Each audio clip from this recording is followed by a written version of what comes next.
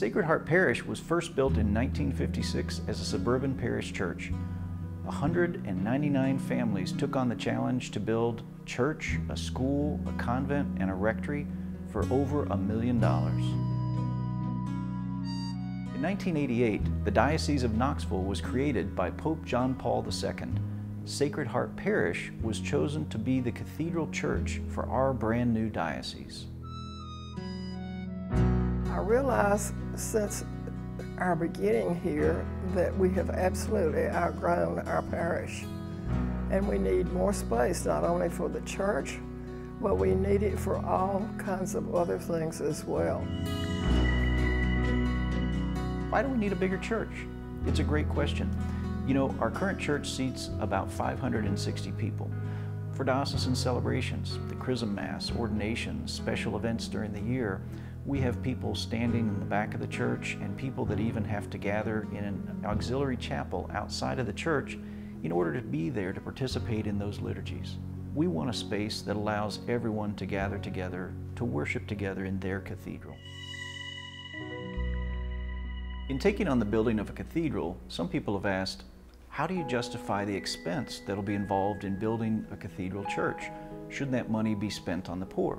To me, the answer is an obvious one. It's precisely because of our faith in God. It's not like all charitable work is going to stop until the cathedral gets built. It's not that way at all. It's the $6 million every year will continue. And if you do the math, in 5 years or less, we will have given to the poor more than we're giving to the cathedral. So all of it's going on, if you will, at the same time.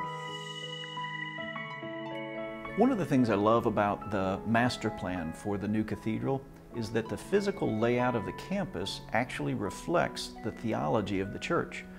In the master plan, the cathedral is at the center of the campus because our life of worship is at the center of who we are and what we do.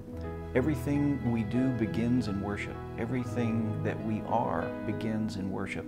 And so by placing our worship life at the center of our lives, physically and spiritually, we order our lives in such a way that everything else falls into place.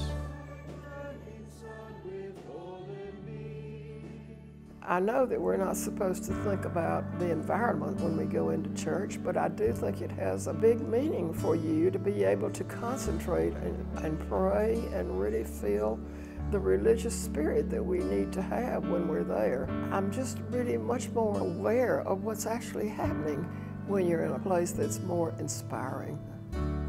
So I'm pleased, very pleased to know that the church is going to be built in the cruciform shape.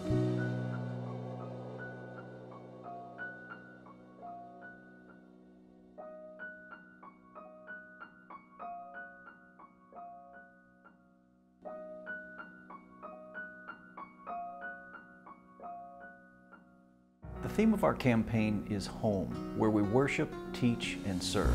The reason why I love that theme is because it really speaks about who we are as a church, who we are as a community. As we gather together in worship, we are built up into the body of Christ and sent out into the community to be that leaven in the world that really changes the face of the earth. In this vision, we begin with the building of a cathedral, a place of beauty, permanence, and transcendence that will serve our community well now and into the future. This project will really call for the cathedral parish family to make a commitment of at least $10 million towards this project goal.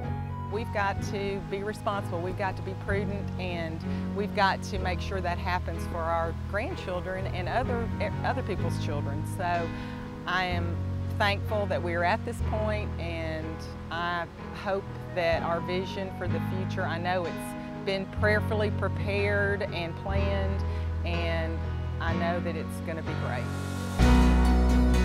This is a historic time in the life of our diocese and in the life of our cathedral. This is our time. This is the time for us to build for a future for our diocese and to build for our needs today. With your help, this vision will become reality.